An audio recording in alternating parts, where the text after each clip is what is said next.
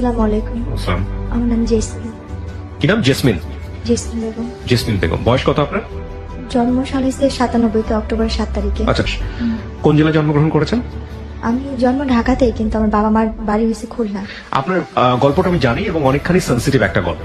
তারপরেও আপনি আজকে এইরকম সোশ্যাল মিডিয়াতে আপনার ফেস দেখিয়ে লোক সম্মুখে আজকে এই গল্পটা বলতে আপনি রাজি হয়েছেন। রাজি হয়েছেন কি? হ্যাঁ, আমি রাজি হয়েছি। এবং আপনার সাথে আমাদের এই গল্প নিয়ে প্রায় 1 বছরের মতো কথা, 1 বছরের বেশি, 1 বছর ধরে আপনি এখানে আসছিলেন। আপনাকে আমরা বিভিন্নভাবে বুঝিয়েছি। শেষ পর্যন্ত আপনি সমস্ত কিছু জেনে শুনে আজকে এই গল্পটা এখানে লোক সম্মুখে বলতে এসেছেন। তো ঠিক আছে, আপনি শুরু করুন যেখান থেকে বলতে চান, ছোটবেলা থেকে যেখান থেকে মনে পড়ে। আমি আসলে 1 বছরের বেশি বলতেছি এই কারণে, কারণ আমি নিরুপায় হয়ে এখানে আসছি। আর আমার গল্পটা যদি বলতে হয় তাহলে আমার পিছন থেকে যেতে হবে, আমার বাবা মার কাছ থেকে আসতে হবে। ছোটবেলা থেকে আসেন? হ্যাঁ। আমি খুব মধ্য ফ্যামিলির একটা গরিব ঘরের মেয়ে। আমার বাবা মাও খুব অসহায়। আমার বাবা খুব ছোটখাটো একটা চাকরি করে, একটা হোটেলে কাজ করে। আমরা ভাই বোন 5 জন। ছোটবেলা থেকে আমরা অভাব জিনিসটাকে ভোগ করে আসছি। কিন্তু মা বাবার ঘরে যখন থেকে মানে একটু ধরে বুঝ হয়েছে তখন থেকে আমরা কষ্ট কি জিনিসটা পাই আসছি। আর আমাদের একটা কষ্ট ছিল সবচেয়ে বেশি বড়, যেটা আমার বাবা হঠাৎ করে সবসময় নিখোঁজ হয়ে যেত ছোটবেলা থেকেই।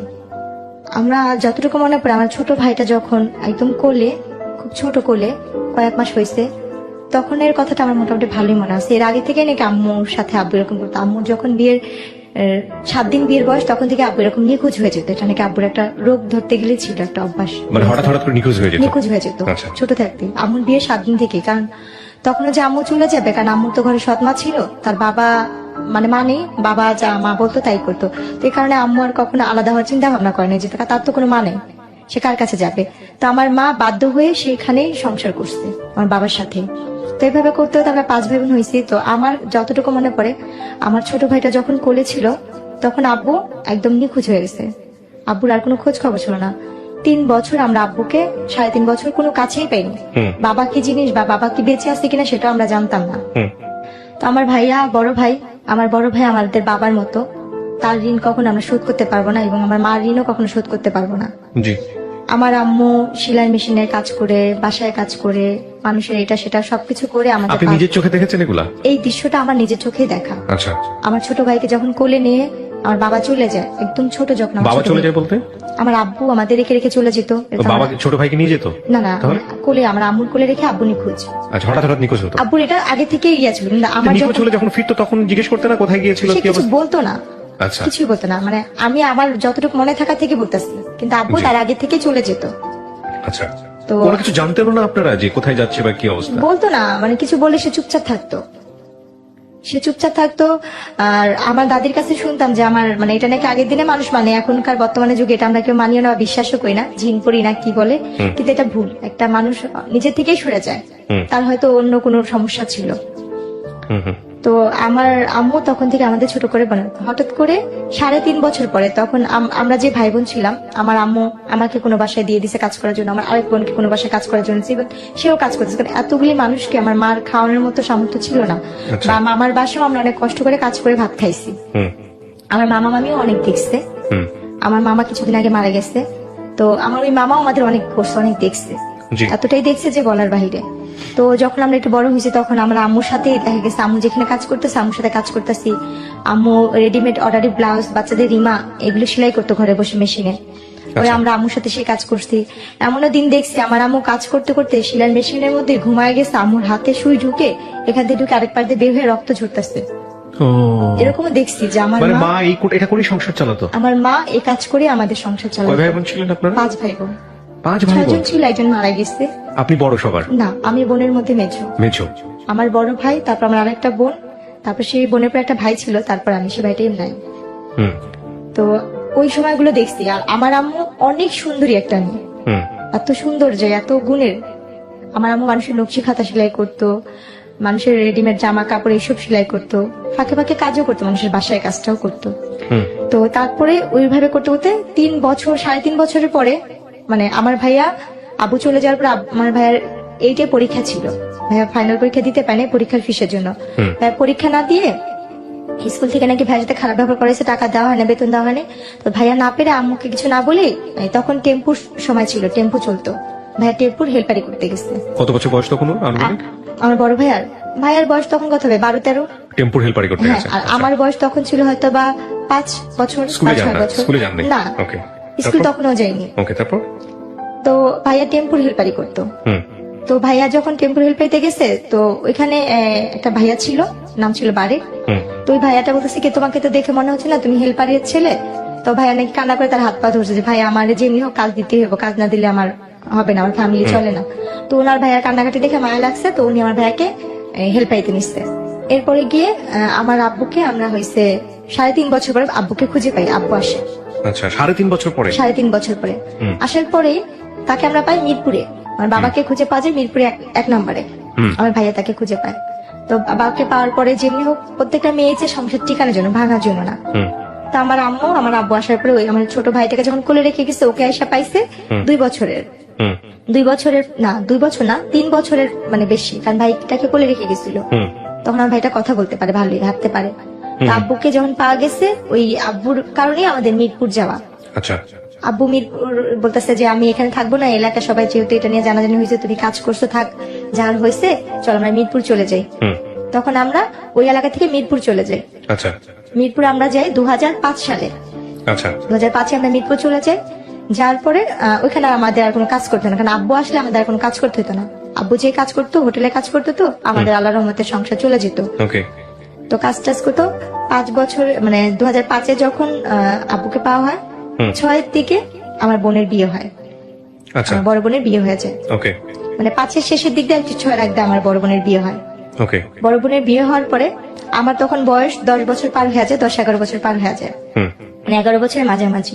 তো আমরা যে এলাকায় থাকি, ওই এলাকারই যে বাসায় ভাড়া থাকি, সে পাশের বাসায় একটা লোক ছিল। ওনারা আমাকে রাস্তায় খেলতে দেখে পছন্দ করছে, আমার বাবা মার কাছে বিয়ের প্রস্তাবও দিছে। তো আমার ভাইয়া যে বাসায় গাড়ি চালাতো, ভাইয়া তো গাড়ি চালানো শিখে গেছে, ওই বাসায় গাড়ি চালাতো। ওনার আবার কোনো সন্তান ছিল না নিজের, আমার আম্মুকে নিজের মেয়ের মতোই দেখতো। তো ওই এলাকার মোটামুটি সবাই জানতো আমরা তার নাতি। হুম। আমরা ওনাদের বাসায় ভাড়া ছিলাম। তো যখন আমার জন্য বিয়ের প্রস্তাবটা যায়, তখন ওই নানু বলতেছিল যে তুমি কি ভাবতেছো এটা মাতবরের নাতি? ও তো মাতবরের নাতি না, ও কিন্তু ভাড়াটিয়া এখানে। আচ্ছা। ও কিন্তু মানে দেখতে শুনতে ভালো, সুন্দর, ওরা সব ভাই বোনই সুন্দর, কিন্তু ও কিন্তু কোনো বড় লোকের মেয়ে না, গরিবের মেয়ে। আচ্ছা, তারপর? তো আমার ওইখান থেকে ওনারা বলতেছে যে না, আমরা তো বাজারে গেছি, বাজার ভাঙাচোরা হলে আমাদের সমস্যা নেই, আমাদের সদাই দরকার। হুম। আমাদের বাজার কেমন হলো সেটা আমরা জানি না, আমাদের সদাইটা আগে মেন দরকার। তো আমার আব্বু আম্মুকে এসে অনেক রিকোয়েস্ট করে, প্রস্তাব দেয়, দেখেন আমরা কিছু চাই না, শুধু মেয়ে চাই। তখন রোজার মাস ছিল। তো আমার আম্মু বললো যে আমার মেয়ে তো ছোট, আমার মেয়ে তো এখন সাবালক হয় না। আমার আব্বুকেও বললো যে দেখেন আমরা খুব গরিব, আর যখন আমার যার সাথে কাবিনটা হয়েছে, আমাদের ঘরে ভাইয়া বসার মতো একটা ভালো একটা মুড়াও ছিল না, আমাদের কোনো কিছুই নেই, ঢালা বিছানা মোট কথা আমাদের। এটা কি ঢাকার কথা বলছেন আপনি নাকি? হ্যাঁ, ঢাকাতে ছিলেন তখন আমরা আপনারা? মিরপুরি, আমরা তখন? কখনো গ্রামে যাইনি। ওকে। আমরা ঢাকাতেই বড় হয়েছি, জন্ম ঢাকাতে। তারপর? তো যখন বলে, তো ওনারা বলে আমাদের কিচ্ছু লাগবে না, যে 5 জন আসবে আমরা সেই 5 জনকে খাওয়া নিয়ে যাবো, এমন কথা ওনারা বলে।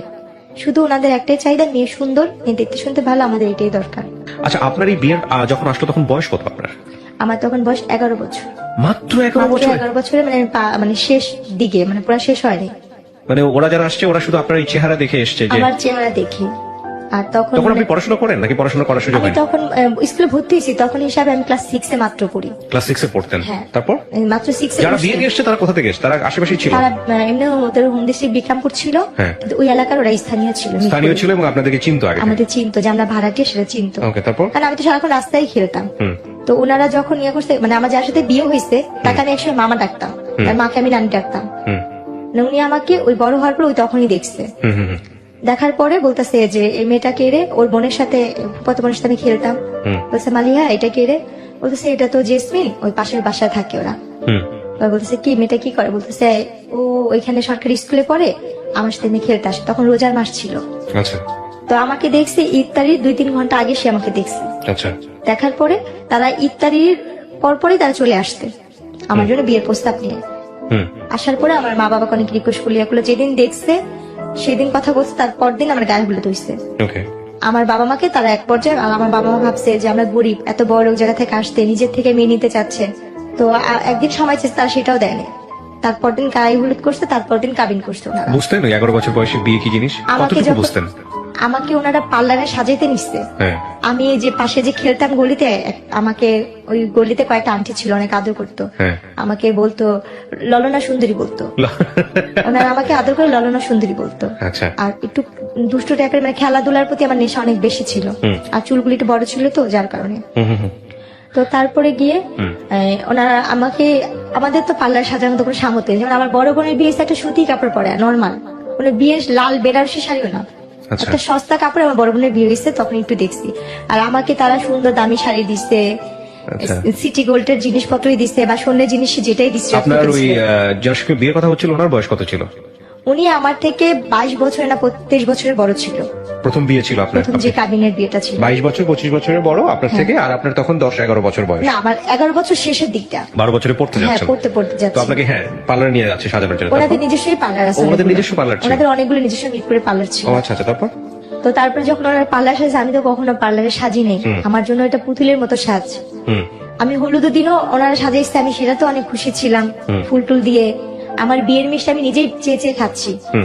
তারপর যেদিন আমার কাবিন হয় সেদিন আমি পাশে পাশে আন্টিকে যে বলছি, পুতুল আন্টি দেখেন আমি আজকে আরো সুন্দর ললনা সুন্দরী হয়ে আসছি, দেখেন আমাকে কত সুন্দর লাগতেছে। সাজলেন, সাজার পরে থাকে না মেয়েদের তো সাজার প্রতি একটা আলাদা ন্যাক থাকে, দেখা নিজেকে আয়না যখন দেখতেছিলেন বউ হিসেবে সাজার পরে? হ্যাঁ, আয়নাতে দেখে তো নিজের প্রতি নিজে অবাক হচ্ছিলাম যে আমি এত সুন্দর, বা আমি এত পুতুলের মতো লাগতেছে, আমাকে আমি চিনতে পারিনি। বাট বিয়ে কি জিনিস সেটা আপনি বুঝতেন না? বিয়ে কি আমি নিজেই বুঝিনি। আচ্ছা আচ্ছা, তারপর? বিয়েটা কি, তো তারপরে গিয়ে আমার কাবিন হলো 2007 সাল আগস্টের 28 তারিখ আমার কাবিন হয়েছে। আলাপনে তো কাবিন হওয়ার পরে ওই দিন তো কাবিন হলো, তো ওনারা কাবিনের পর দিয়ে না আমাকে যখন কাজী লিখতেছে কবুল বলবে, আমার আম্মু নিচে মানে মেহমান আসছে, সবাই খাওয়া দাওয়া দিচ্ছে, আব্বু নিচে দাঁড়াচ্ছে কে কে আসবে। তো ওনারা বলতেছে তাঁতি করেন ইফতারির আগে বিয়ে পড়াবো, ইফতারির আগে বিয়ে পড়াবো। তা আম্মু ওরা বলছিল কি ইফতারির পরে একবারে ঠান্ডা মাথায় বিয়েটা পড়ে। তো ওনারা খুব তাড়াতাড়ি করতেছিল, ওনাদের বাসায় এই হয়েছে, আমাদের বাসাও না কাবিন হয়, ওনাদের ফ্ল্যাটে ওনাদের বিল্ডিং এ নিয়ে কাবিন করেছে না। আমাদের বাসা তো সুন্দর না, আমাদের বাসাতে মানুষ আসতে পারবে না, মেহমান আসতে পারবে না, এই জন্য। তো আমার আম্মু সবাইকে খাওয়া দাওয়া দিচ্ছে, কাজ টাজ করতেছে। এর মধ্যে আমার ভাইয়া বসা ছিল, আর আমার বড় বোনের ভাসুর বসা ছিল। জি। তো ওর মধ্যে ওনারা বলতেছে কি আমার বাবার নাম, আমার মায়ের নাম, সবার নাম নিচ্ছে, লিখতেছে। তো আমাকে কবুল বলতে বলছে, আমাকে কিন্তু আমার একবার মামি আর আমার নানি শিখা দিছিল, তোর যদি কবুল বলতে বলে তুই কখনোই কবুল বলবি না, চুপচাপ থাকবি। অনেকক্ষণ পরে আমরা যখন বারবার তোরে বলবো বল বল বল, তারপর তুই বলবি। কিন্তু আমি আর সেই জিনিসটা বুঝিনি। আমাকে যখন কাজী বলতেছে বলো মা বিসমিল্লাহ কবুল, আমি বলছি হ্যাঁ কবুল কবুল কবুল, একসাথেই বলে দিচ্ছি কতবার, মানে হিসাব ছাড়াই। আমার একটু ছেলেটাকে দেখেছেন না, এটার সঙ্গে বিয়ে হচ্ছিল আপনার? তাকে তো আমি ছাদে খেলার সময় দেখছি, কিন্তু ওভাবে কখনো বড় ভাই হিসেবে জানতেন নাকি? মামা হিসেবে জানতাম। আর তার মাকে আমি নানি ডাকতাম।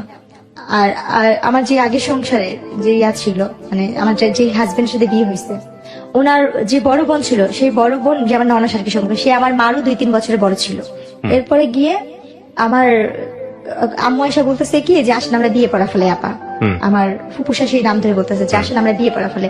তো আমার ফুপুসা বলছে আল্লাহ বিয়ে তো হয়ে গেছে। আমি কান্না করতেছি, না না আমার তো বিয়ে হয় না, আমার তো বিয়ে হয় না, আমার বিয়ে করাইবা না। আমার ভিতরে ধারণা ছিল যেমন টিভিতে নাটক বা ছবি দেখতাম যে হিন্দুরা ঘুরে যে এই আগুন রেখা, ওইভাবেই বিয়ে।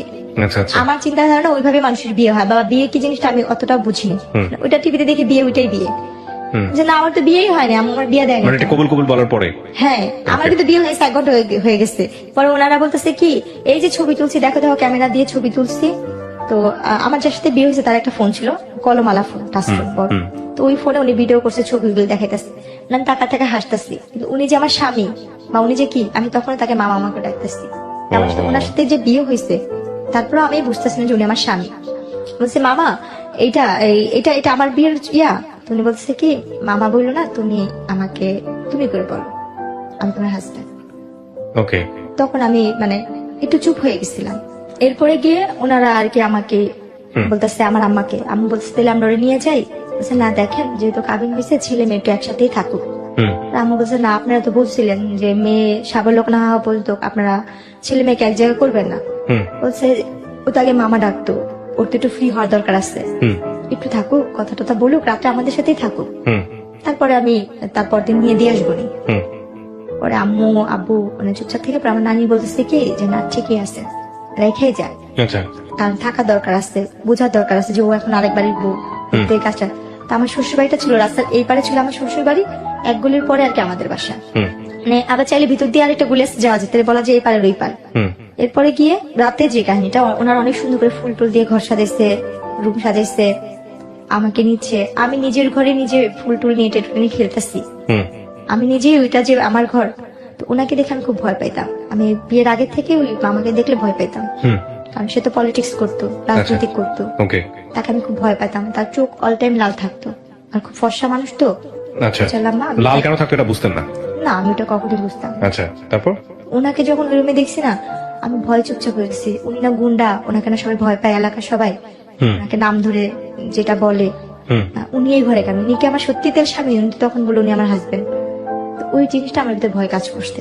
তো তখন থেকে তার ভিতর থেকে আমার একটা দূরত্ব, সে যে আমার স্বামী সেটা আমি কখনোই মানতে পারতাম না, ভয় পাইতাম। আচ্ছা, তারপরে ওই দিনের ঘরে আমাকে কোনোভাবে দিতে পারেনি। যতবারই দিয়ে হয় খাটের নিচে পলাই, এই রুমে ঢোকাচ্ছি, ওই পাড়ে বাড়িতে বের হয়ে যাচ্ছি। আমার সারাটা রাত এভাবেই গেছে, মানে কোনোভাবে আমি কান্নাকাটি করতেছি, চিগলাইতে আসছি। পরে আমার যে ফুপু শাশুড়ি ছিল উনি বলতেছে ঠিক আছে থাক, ও আমার সাথে ঘুমাক, আমি পরে তোকে ডাক ইয়ে করে দিবনি। রাতে তো খাওয়া দাওয়া করলাম ওনাদের সাথে সবাই একসাথে। খাওয়াটার পরে ছবি তুললো, আমাকে জোর করে উনি নিয়ে নেওয়া ছবি তুললো, আমার হাজবেন্ডের সাথে ছবি তুললো।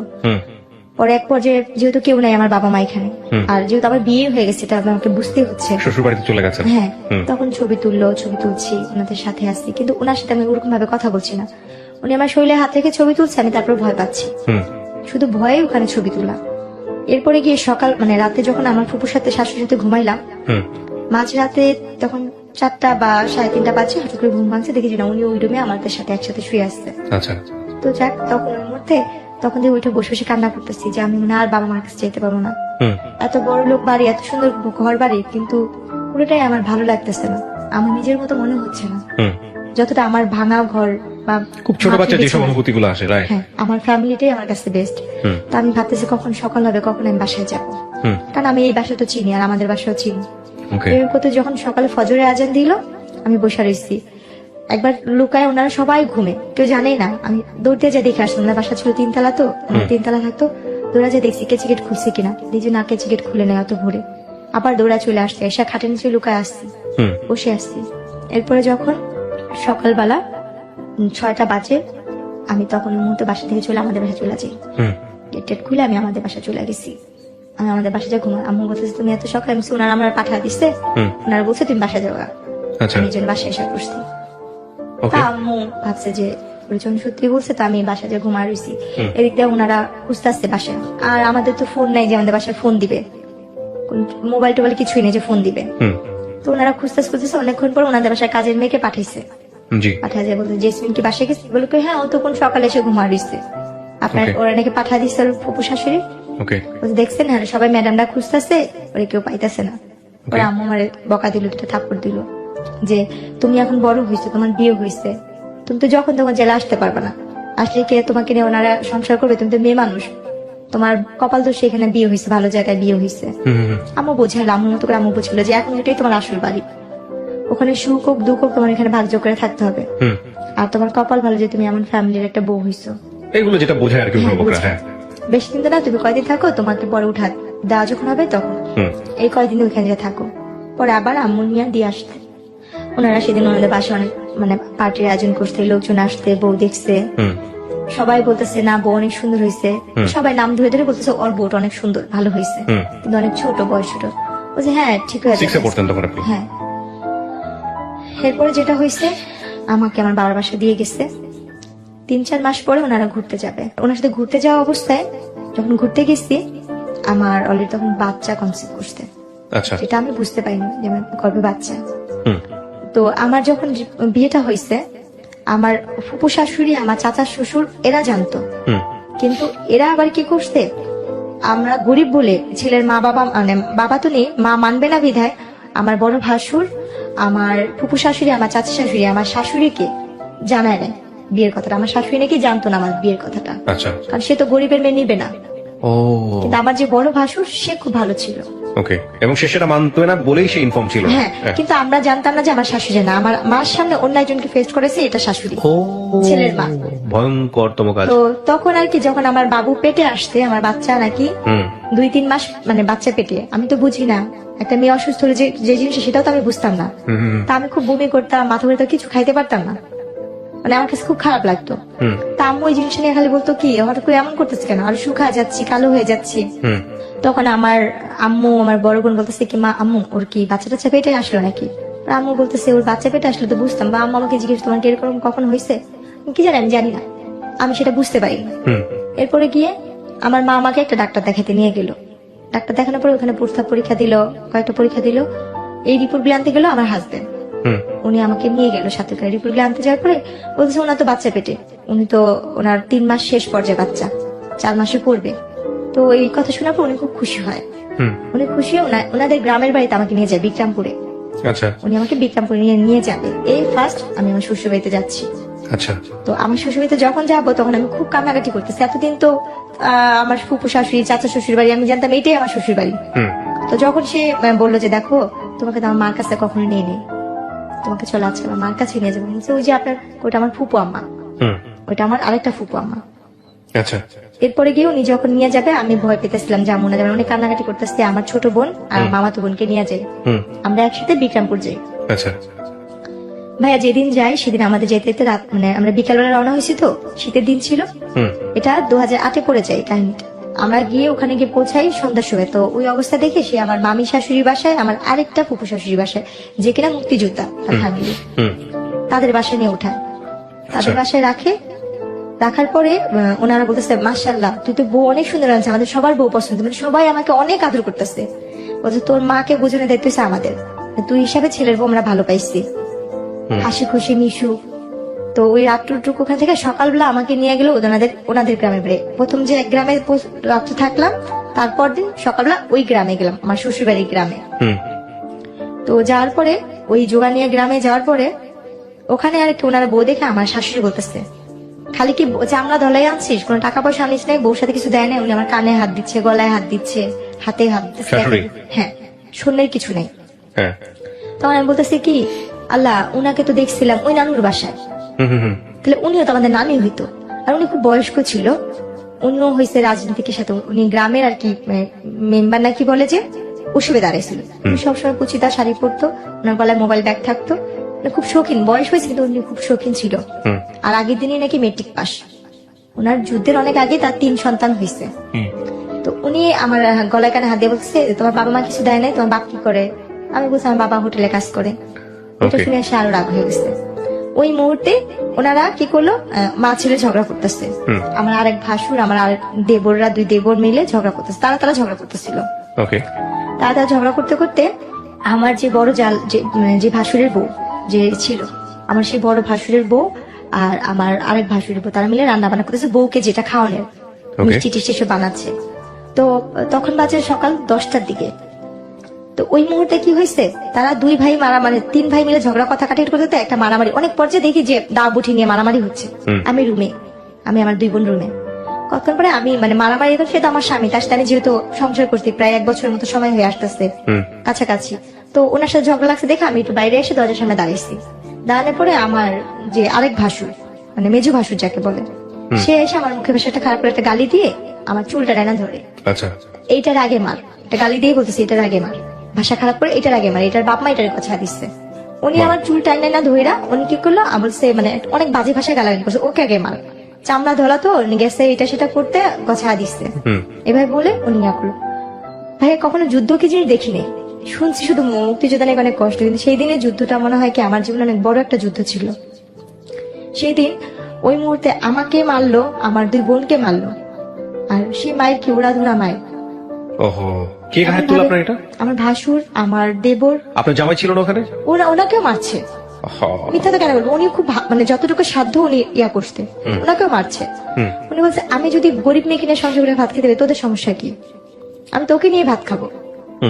এই নিয়ে ওনারা ভাইরা মারামারি করছে। কিন্তু আমি যে প্রথম দিন, তার আগের দিন যেই আমার ফুপু শাশুড়ি আর মামি শাশুড়ির বাসায় উঠছিলাম, তারা সেই খবরটা পেয়ে তাদের গ্রাম থেকে লোকজন নিয়ে আসতে আইসা ওনারা আমাকে, আমার শ্বশুর ভাইয়ের সাথে 2 পক্ষ মারামারি লেগে ঝগড়া লেগে দা বঠি মানে কাছি টাছি একজন আরেকজনকে কুপাকুপি মারামারি, এই এমনকি মেয়েরাও ওনার কোমরে বাইধা মারামারি করতেছে। তখন আমার ওই যে ফুপু শাশুড়ির মেয়ে আপু, ওই আপুটার নাম আমি বলতে চাচ্ছি না, আপুটা যেহেতু পলিটিক্স, ওই আপুটা আসছে। ওই আপুটা এসে আমার উনি আমার ননদ হয় সম্পর্কে, তো বড় আমার বয়সে। ওই আপুটা আমাকে এসে ধরে, আমার বোনকে ধরে ধরে আমার দাদি শাশুড়ি ঘরে নিয়ে দরজা বন্ধ করে বলছে তোর এই ঘরটা বের হবি না। তারপর এরপরে গিয়ে ওই মারামারি হইলো, তো মারামারির শেষ পর্যায়ে যেটা দাঁড়াইলো, বলছে মা ওর বাচ্চা পেটে। তো উনি বললো কি ঠিক আছে তুই গরিবের মেয়ে বিয়ে করছিস, এটা আমি মানতে পারতেছি না, তারপর মেনে নিবি, পেটে বাচ্চা যেহেতু। তোর বউ যদি মেয়ে হয় তাহলে আমি আমার ঘরে জায়গা দিব না, তুই তালাক দিবি। আর যদি তোর বউর ছেলে হয় তাহলে আমি তোর বউকে মেনে নিব। তো বললো যে ঠিক আছে দেখা যাক। তো বলে না যার কেউ নেই তার আল্লাহ অবশ্যই থাকে। জি আমার আল্লাহ পাক দুইটাই দিছে একসাথে, একটা ছেলে একটা মেয়ে একসাথেই দিচ্ছে আল্লাহ পাক। তো ওই সময় আর কি মারামারি হওয়ার পরে তো প্রায় মা ছেলেতে ঝগড়া খাই, যা হইতেই থাকতো এই যৌতুক নিয়ে। আমার বাবা মা কিছু দেয় না, এটা না সেটা না। ভাইয়া কোনো একটা ফল খাইতে গেছি, বলতো তোর বাবার বাড়ি থেকে এই ফলটা আসতে, মুখের সামনে থেকে সেই ফলটা নিয়ে যেত, খাইতে পারতাম না। কোনো পিঠা সিজন আমার দুই ভাসুরের বাসা থেকে পিঠা আসতেছে, তাদের বাবা মার আসে না, বাবার নাই, আমার বাবা তো গরিব। আমরা নিজেই তো একটা ভালো আম কাঁঠাল কিনা খাইতে পারি না। আমার মনে পড়ে আমার ওই বাচ্চাটা, কারণ ওই কথাগুলো আমার ভালো করে মনে নেই। আমার ওই সময় আমার বাচ্চাটা যখন 5 মাস পেটে শেষের পর্যায়ে, আমি আম খাইতে নিচ্ছিলাম। এদের বাসায় অনেক আম গাছ আছে, এদের বাসায় কোনো ফলের গাছের অভাব নেই, অজস্র ফল, সব ধরনের ফল আছে। আমি কুড়ায় একটা আম খাচ্ছিলাম, ছুলে মাত্র এক কামড় দিছি, আমার ননদ এসে নিয়ে আমটা কাইরা নিয়ে বলতেছে কি তোর বাপমার বাড়ি থেকে আম আসছে, তুই যে আমাদের বাড়ির আম খাচ্ছিস। আপনার জামাই কি করতো? ও হয়েছে কি পলিটিক্স করতো, নেশা পানি করতো। ওইগুলোর দিকে কোনো খোঁজ খবর থাকতো না? আপনি জামার সাথে এগুলো শেয়ার করতেন যে আমার সাথে এরকম হয়েছে বাসায়? তখন বলতাম না, কেন বলতাম না, ভাবতাম কি তার বাবা মার নামে বদনাম করবো যদি সে এটা না মানে, না মানে আচ্ছা, ভাই বোনের নামে বদনাম করবো যদি সে না মানে। আমি তো গরিবের মেয়ে, ভাগ্য তো সে এরকম বাড়ির বউ হয়েছি। এরপরে ওই আম কাঁঠাল নিয়ে তাই একদিন আমার মাকে আমি ফোন দিয়ে বলি আম্মু তোমরা নিজেরা খাও বা না খাও, আমার যদি পারো একটু আম কিনা পাঠাও, একটু কাঁঠাল কিনা পাঠাও, কোনো ফলের দিন আমাকে একটু ফল পাঠাও, বা কোনো পিঠার দিন আমার একটু পিঠা পাঠাও। আম্মু চিল্লা পাল্লা করতো, তোর যদি দিয়ে আমার তার একটা মেয়ে আসছে, কারণ সে তো কষ্ট করে, মানে দুজনকে দিতে হবে, দুজনকে দিতে হবে, সেটা তো সামর্থ্য নেই। এখন আম্মু আমাকে বকতো যে দিলেই তো লাইফ আছে, কোথেকে দিব, রাইট, সেই কথা বলতো, দেই না দেই নেই, এরকম হয় শ্বশুর বাড়িতে, দুই এক কথা হয় বলে সহ্য করে থাকতে হয়, মেয়ে মানুষ না তুই, এই কথা বলতো। তো সেখানে আমি বলার জায়গা পাইতাম না। আর আম্মু যখন যে মারামারিটা হয়েছে তখন আম্মু বলতে কি বাচ্চাটা ফালা দে, তোর আমরা নিয়ে আসা করি, ছাড়ছে। তো বলতাম যে আম্মু মেয়েদের জীবনে কয়বার বিয়ে হয়, তুমি না এত কষ্ট করে আমাদের বড় করছো, তাহলে আমি এখান থেকে যদি যাই মাসে তো খারাপ বলবো। আমি ভাইয়া যতটুকু সাধ্য ছিল আমি যথেষ্ট পরিমাণে ওই ফ্যামিলিতে থাকার জন্য অনেক চেষ্টা করছি ভাইয়া। তারপরে গিয়ে ওই ফলের যাওয়ার পর ওরা তো আলু দিনে আলু লাগাইতো অনেক, তো আলু লাগানো যদি যে মানে কাজ করার লোক আসতো, গ্রাম দেশে বদলি বলে, অনেকগুলো করে ভাত রান্না করতে হতো। আমি তো কখনো লাড়কিতে রান্না করি, তো লাড়কিতে রান্না করতাম, ধানের দিনে ধান নিতাম, আলুর দিনে আলু কাটতাম, পাটের দিনে পাট নিতাম, যা আমি জীবনে কোনদিন চোখেও দেখিনি, সবকিছু করতাম। তো একদিন ওই ভাতের মার গালতে যা মানে ভাতটা পুড়ে গেছিল, আমার শাশুড়ি এসে আমার এই যে হাতটা পুড়া দিছে, এখানে জ্বলন্ত কয়লার লাড়কি দিয়ে এখানে পুড়া দিচ্ছে, এখনো চিহ্ন কাছে এই জায়গাটা জ্বলন্ত কয়লার আগুনটা লাগা দিচ্ছে। আমি চিল্লান দিয়ে উঠছি, এরপর আমাকে কারেন্টের তার দিয়া আমাকে বাইরেছে, আমার পুরাটা পিঠ মনে হয় লাল লাল হয়েছে, মানে এত ইয়া হয়েছে। তখন আমার বাচ্চা 6 মাসের পেটে বসছে। ওই দৃশ্যটা না আমার হাজবেন্ডের কানে, ও তো ঢাকাতে থাকতো, আমি গ্রামে রেখে গেছিলাম, ওকে কে যেন ফোন দিয়া বলছে, ওকে ফোন দিয়ে বলার পরে ও সেই দিন, ও তো এমনি বৃহস্পতিবার দিন যাইতো, শুক্রবার দিন মানে থাকতো, শনিবার দিন থেকে বিকালে চলে আসতো, বা রোববার দিন চলে আসতো। ওই সময় আমাকে বলে কি ওই দিন হঠাৎ করে চলে আসতে, আয়সা বলতেছে যে তোমাকে নাকি আমার মামা আসতে, মামার বোন নাকি বকা দিচ্ছে, এরকম বলতেছিল। আমি ওনাকে কিছুই বলতেছিলাম না, চুপচাপ হয়ে গেছি। মানে এই কাহিনীটা বলার আগে গ্রাম দেশে তো 6টা-7টা বাজে সবাই মানে নিঝুম হয়ে যায় যার যার মতো। তো সেদিন আমাকে অনেক মারছে, তো আমি আমার সব কাজটা সেরে আমি আমার ঘরে, আমি যে ঘরটা থাকতাম সেটা একটা পুরানো তো লাড়কির ঘর ছিল, কারণ আমার বাবার বাড়িতে কোনো ফার্নিচার দেয় না দেখা বা কোনো ক্যাশ টাকা দেওয়া হয় না দেখে আমার ভাগ্যে ভালো কোনো ঘর জুটে নেই। যখন আমার স্বামী আসতো তখন আমার শাশুড়ির রুমের সাথে রুমটা আমাকে থাকতে দিত, আর যখন সে না থাকতো আমি ওই ঘরটাই থাকতাম, ওই ঘরটাই ঘুমাইতাম। তো পাটাতন ঘরে তো উনি গেছে, ওনার মার সাথে ভাত খাইছে, কথা বলতেছে মা ও ভাত খাবে না জেসমিনে, বলে কেউ খায়া চলে গেছে, তোর খা তুই খা। আমার বাচ্চাদের কিছু করতো, কাজকর্ম কিছু করতো আপনার জামাই? এমনি শুনতাম যে প্রেসের কাজ করতো। তো ওইখানে ও বলার পর ও রুমে গেছে, যা বলতেছে কি যে তুমি ভাত খাইছো, আমি বলছি না আমি তো খাইনি, আমি আজকে সারাদিনেও খাইনি, কালকেও খাইনি। বলছি কেন? বলছে, আমি এই অন্যায়গুলো করছি দেখা ওটা দেয়। ও আমাকে ওই কথাগুলো জিজ্ঞেস করার পর আমি এই কথাগুলো বললাম। বলার পরে ও অনেক মন খারাপ করে বলছে কি, জেসমিন যা করছিস যাই হোক, আমার দোষের কারণে তো এই অবস্থা, আমি তোমাকে ঢাকাতে নিয়ে যাবো, আমি ঢাকায় কাজ করে ভাত খাবো। ও আমাকে নিয়ে তারপর দিন ঢাকা চলে আসলো। আচ্ছা। ঢাকা চলে আসার পরে ঢাকা দুজনে মোটামুটি ভালোই ইয়ে করতেছিলাম। ও আমাকে ওই যে বাসাটা নিয়েছে ওইখানে বাসা ভাড়া বেশি, আর পলিটিক্স ওইভাবে থাকতে পারতেছে না। তো ও বলে কি, তুমি তোমাদের বাসায় থাকো, বাচ্চা হওয়ার পরে আমি তোমাকে নিয়ে আসবো নি। তারপর আমার বাবা মার কাছে এনে দিয়ে গেল। দিয়ে যাওয়ার পরে 3 দিন পর ও বলতেছে কি, শুনেন আমার আম্মা তো বলছে আপনার মেয়ের যদি ছেলে হয় তাহলে আমাদের বাড়িতে উঠাবো, আর যদি ছেলে না হয় তাহলে আপনার মেয়েকে আমি আর নিবো না, মেয়ে হলে আমি তালাকের কাগজ বাসায় পাঠা দিব।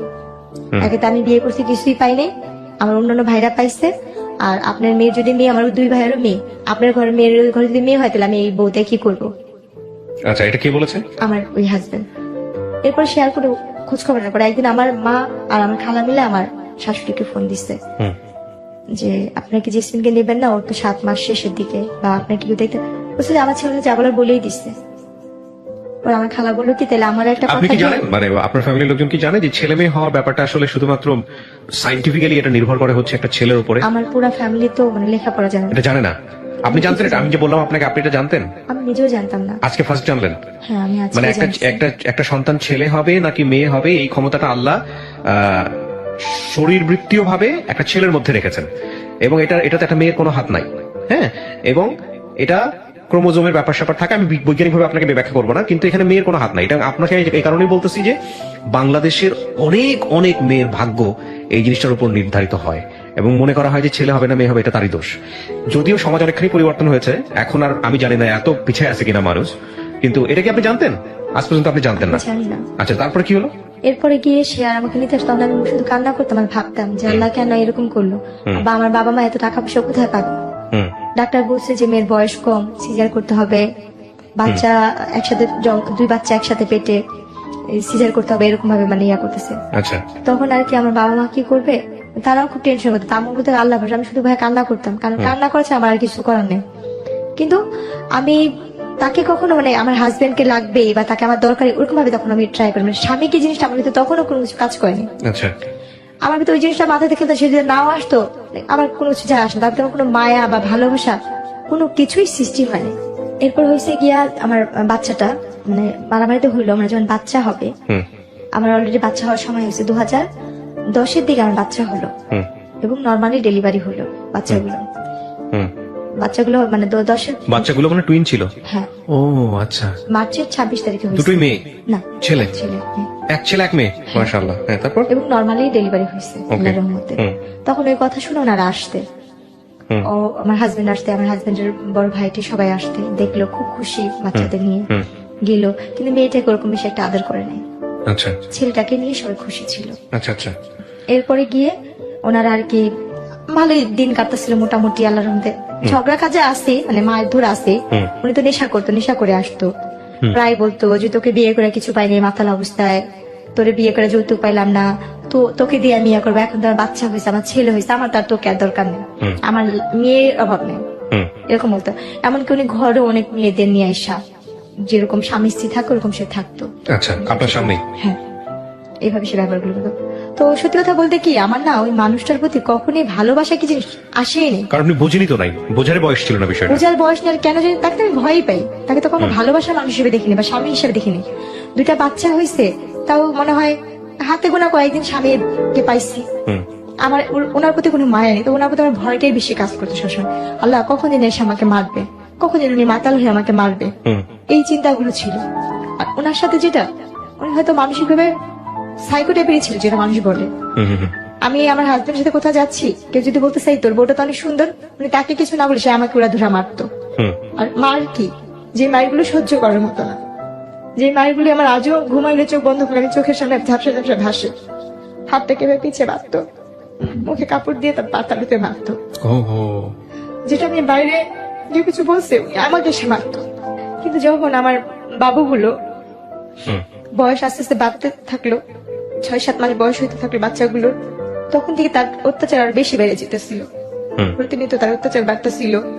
কারণ তার ছেলের প্রতি তার ভালোবাসা ছিল বেশি, হুম। মেয়ের প্রতি না। এবার প্রায় এমন তার প্রায় মা বাবার কাছে আমি বেশিরভাগই বাবা মার বাড়িতে দিন কাটেছি। বড় লোক দেখা বিয়ে দিছে, কিন্তু বাবা মার বাড়িতে আমি কইরা আসছি। হুম। বড় লোক শুধু নামেই ছিল, কাজে না। ওই আস্তে আস্তে ওই ব্যবসার কাজটা আমার দিকে আস্তে আস্তে পড়তেছিল। কারণ আমার ছোট থাকতে তখন আমি অনেক হ্যাংলা পাতলা চিকনা টাইপের ছিলাম। বাবু হওয়ার পর আস্তে আস্তে আমার গ্রোথ ভালো হচ্ছে, আমি দেখতে আরো বেশি হচ্ছি। হুম। এখন তো আমি কিছুই নেই। তখন দেখতে আমি আসলেই অনেক সুন্দর হচ্ছিলাম। হুম। তো যখন কাজ কাম করতাম, রান্না বান্না করতাম, বাসায় বিভিন্ন টাইপের লোকজন আসতো। তার দলের লোক আসতো, তার দলের লোকের বাইরের লোক আসতো, তার কুকুর গেস্ট আসতো। হুম। আস্তে আস্তে এক একজন আমার কথা বলতো ওদের কাছে। তো তখন ও ওই জিনিসগুলো আমাকে আমার মাথায় ঢুকে তো, জেসমিন তুমি এটা করো এটা করো। আমি বললাম না, আমি কেন যাবো, কেন করবো ওই জিনিসগুলো না। আমি বলতাম কি, আপনি যদি আমাকে এই কথাগুলি বলেন আমি মানুষের কাছে বইলা দিব।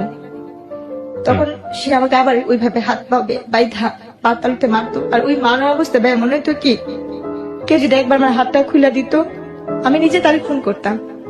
মানে এত রাগ উঠে যেত? এমন ভাবে মারতো যে মারিগুলো মানে ভাষায় প্রকাশ করা যায় না। মানুষ নাকি রিমেন্টে অনেক মারধর করে, কিন্তু আমি এই জীবনের রিমেন্টের মায়ের অনেক খাই আইছি। অনেক রিমেন্টের মায়ের খাই আইছি, যে মায়েরগুলি আমি চোখ বন্ধ করলে আমার চোখের সামনে ভাসে, কাউকে বলতে পারি না। মনে হয় যে আস্তে আস্তে মানুষগুলোকে আমি নিজে হয়ে যেতেছি। উনি কি, ওনার থেকে বেশি এখন মেন্টালি টর্চারিং আমার হচ্ছে। বাপ মার কাছে যেমন, বাপ মা তো গরিব, বাপ মা কোথেকে আমরা সাহায্য করবো? হুম। আমার কিছু বলতে গেলে বলতে হুমকি দিত, আমার ভাইরে এটা করবো, ছোট ভাইরে ওই করবো, বড় ভাইরে করবো। চিন্তা করতাম আমার লাগে আমার ভাইদের করতে হইব, আমরা তো নিজেরাই গরিব। ওনার সবকিছু মানতাম, খালি পারতাম না নিজের দেহটারে বিলা দেওয়ার জন্য। যা বলতো তাই করতাম, যেটা বলতো সেটাই করতাম। আর স্বামীতে যে ভালোবাসা, তাকে আমি এটা কখনই আমার ভিতরে কখনো আসেনি। তার জন্য মানুষ যেমন একটা মেয়েকে ভাড়া করে আনে, ব্যবহার করে, আমি ওনার কাছে সেরকমই মনে করতাম যে উনি যে মেয়েটাকে আজকে আছে আমি তাদের ভিতরে একজন। ওহো। এই জিনিসটা মনে করতাম সবসময়। তারপরে গিয়ে এই যে বাবা খাওয়াটা, উনি বাবা খাওয়া তুললো আস্তে আস্তে। হুম। আস্তে আস্তে আমাদের সংসার ধ্বংসের পথে চলে যেতেছিল। তার ভাই বোন তারা তো সবাই এক সাইডে হয়ে যেতেছে, শুধু তার সাথে তার দুই ভাই আর তার মা ছাড়া আর কেউ তার সাথে মিলতো না। কারণ তারা তো এই ধরনের ব্যবসা করতো, তার একটা ফুফু ছিল এই ধরনের কাজ করতো। প্রিয় দর্শক এবং শ্রোতা, আপনারা শুনছেন এবং দেখছেন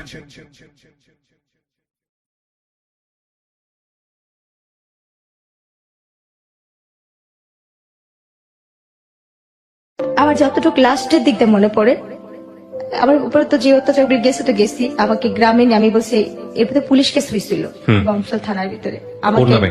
ওর নাম। আচ্ছা। তবে যে বাসায় থাকতাম সে বাসা আমাকে একবার অনেক মারতেছিল। ওই দিন মনে হয় আমাকে ছাদ থেকে ফালা দেওয়ার কোনো প্ল্যান করছিল।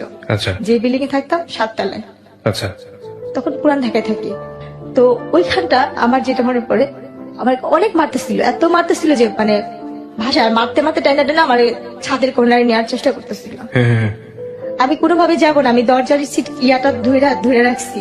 আমি বলছি, আপনি আমাকে একটা বারের জন্য মাফ করেন, আপনি যা বলবেন আমি তাই করবো, আপনি যেইটা বলবেন আমি সব ধরনের কিছু করবো। আমি কাজের মেয়ে হয়ে থাকবো শুধু আমার বাচ্চাগুলোর জন্য, শুধু আমার সন্তানগুলোর জন্য আমি এই লোকটার সাথে থাকতে চাইতাম।